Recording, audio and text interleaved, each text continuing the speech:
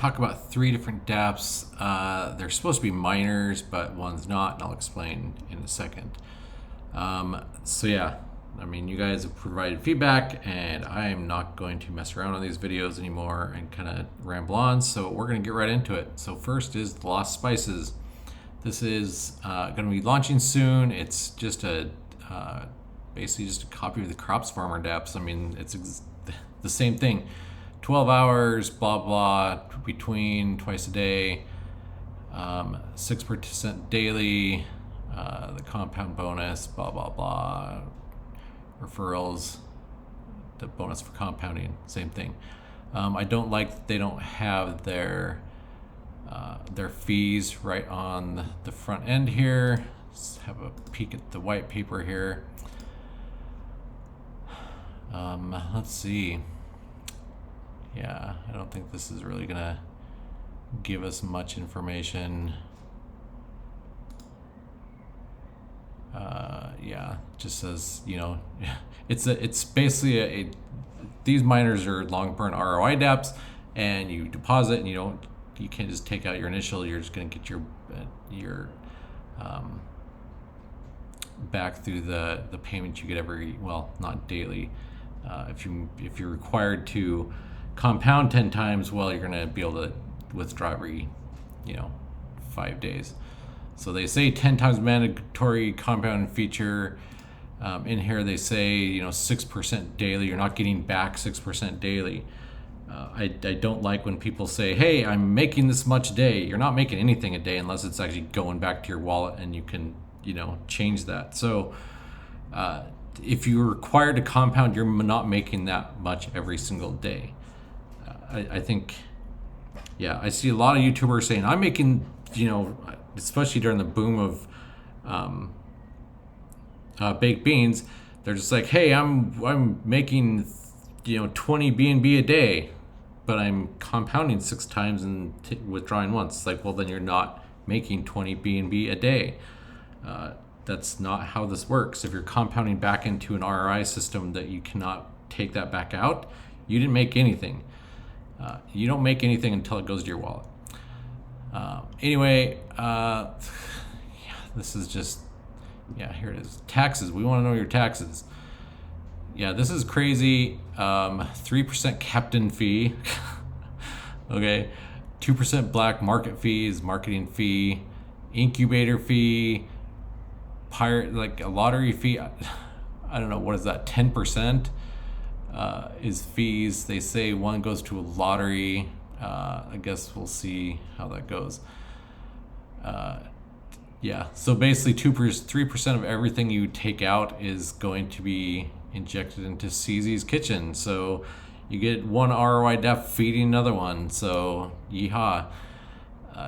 I know a lot of people are like, hey, this is great, this whole incubator thing, but I'm not a fan of it. I looked at the contract. The one thing that I'm very concerned with, and the thing that nobody's really addressing and even doing anything about, is where is that? Blah blah blah. Yeah, markets, the divisor here of 2. The reason that thing is very important is if we get down into recruit more pirates or compounding or whatever. Yeah, here it is. The market spices, which is like the market eggs and other miners, is whenever you compound or sell, withdraw to your wallet, it takes whatever those miners divided by 2, because that market spices divisor. So 50% of those quote unquote eggs, and this thing spices, goes into this market spices, and that number always goes up and never goes down, and that's what creates inflation. To put that into perspective, baked beans was 20% is on compounds and 100% on withdraws. So that's why withdrawing more actually killed people's returns, and over time that goes up and people's returns go down. As those go up and the balance goes down, it creates a huge amount of inflation.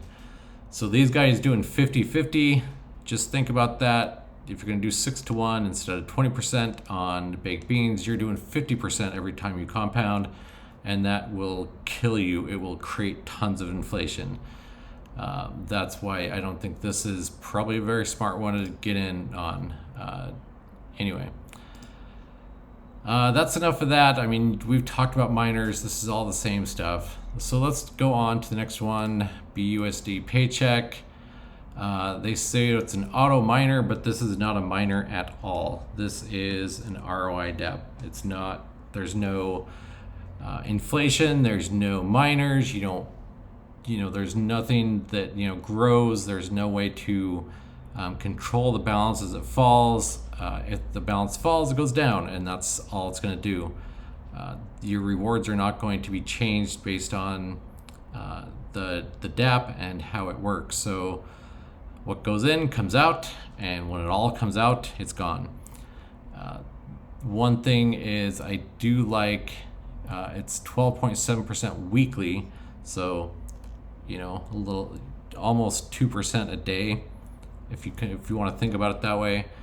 And they have a max payout, max ROI of 365, but that's really about 315% when you do all the taxes and stuff that come out of that. So you're not going to get 365%, you're going to get about 315%.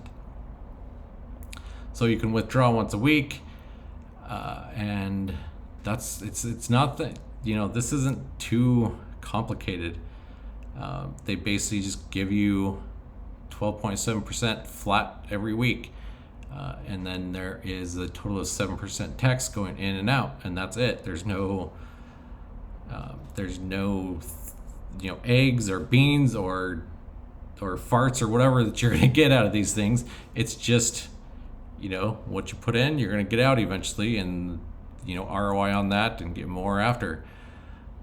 So when you hit that 365, one thing that I saw in the code is your wallet can no longer earn. You can no longer do anything about it. It will actually just shut that wallet down. You would have to do a new wallet. I don't know why they didn't just zero out all the numbers on that wallet and make you deposit again, but it's kind of weird that they did that. Let's see, anything else about this one? Yeah, I really don't like when they're like, hey, this is an experiment created by an anonymous DeFi experienced team. How experienced are you guys? And you're anonymous, but you're not going to tell us. Yeah. And they say this is inspired by the 6-to-1 strategy for compounding. Well, you're not compounding during the week here. It's just flat. At the end of the week, you can either withdraw or compound, which doesn't really, there's no mining going on there. There's no, your share of the rewards does not go up based on miners and compounding. Your share is just either, you compound what you earn for that week or you withdraw it. That's all it is. Yeah, they say it's self-sustaining. It's really first in, first out, honestly. Yeah, I don't know what else to say about this. I mean, it's not very complicated. It's very pretty easy to understand. Anyway, that's that one. The latest one I just ran into this one, and honestly, I would be careful about this because there's a lot of shady stuff going on with this one. This one is Chicken Land. Yeah, as you can see, if you look at the dApp here, there's no links to the contract.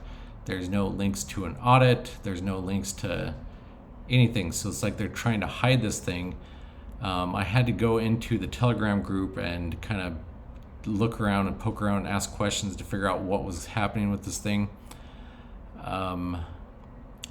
Yeah. And as I looked at I actually did finally get the audit from them. As you can see though, they reviewed this one at, put that in a new tab. As you can see, this is on testnet, and the actual contract with people's actual money in it is on the actual thing, so it's not even the same code base. I don't know. I guess I could diff the code, but I don't know why anybody would do an audit on a testnet contract. That's kind of insane to me. It doesn't make sense to do audits on a testnet contract, because they have to come off of testnet and go onto mainnet to actually be functional for any real purpose in crypto. So I don't know why they would audit that in the first place. I don't know why Solidity Finance didn't just say, hey, we're not going to audit this until it's on mainnet. I don't understand why they would do that. And they even say it's on testnet, because eventually you have to move that over. And when that moves over, they could change anything they wanted. They could add a line or two that could rug the whole thing and say, hey, look, we're audited. Yeah, so that's just one thing to be aware of. The other thing to be aware of is they did not fix, or actually they created more. When you compound, your refer that gets 10% also gets 10% of your compounds. So, we talked about that happening with baked beans and those other ones, and how that can really have a bad effect. These guys just kind of embraced that thing and just ran with it anyway. Yeah. Anyway, other than that, it's a miner. You kind of see how this thing works. You buy it, you hatch it, you sell, whatever, blah blah. You can buy their corn tokens, which provide a little extra every day. I don't know. All these things that build a token to actually support a miner, which is based in ROI dApp. I'm not a huge fan of creating tokens around these things, because they have no utility. And if you buy that token, it's probably not going to be worth a whole lot in the future. So I don't know if it's worth getting that little extra off the corn that you buy. Anyway, guys, those are my thoughts on these ones. The one that I'm most interested in, probably out of these three, is the BUSD Paycheck. I know it's just an ROI dApp, but it's just very simple. It's I don't know. I love the crops farmer dApps, but I just am tired of going in twice a day and having to remember every time to go in and compound and just kind of play that game. It just gets tiring. I went camping last weekend, and they didn't have cell service for like a day and a half, and got back, and all my your cart's full and you're not earning anything because I didn't do anything. I just hate that. It's like, I don't know. Anyway, that's the one thing that really bugs me about those things. Anyway, I like these ones that I can just kind of set it and forget about it for a week, and just every week go in and either compound or collect, and just kind of set it and forget about it. Obviously watch the contract balance. They are coming out with an audit. I know it's not with Hayes, so that's good. But they're supposed to be coming out with this audit before they launch, so that's one thing to check. So out of these three, this was the one that I will probably be throwing a bit into. I like, it's on a stable coin. So I'll leave a referral to this one if you want to check it out. I'll leave links to the other two if you want to check those out as well. Just be aware of what you're getting into. This isn't financial advice. I'm not telling you what you should or shouldn't do with your money. I'm not saying one of these is going to make you rich. I'm not like one of those other YouTubers can be like, make 5,000% and make all this money, because that's usually not what's going to happen. So anyway, guys, go ahead and like the video if you like it. Hit subscribe if you want to subscribe, and we will catch you on the next one.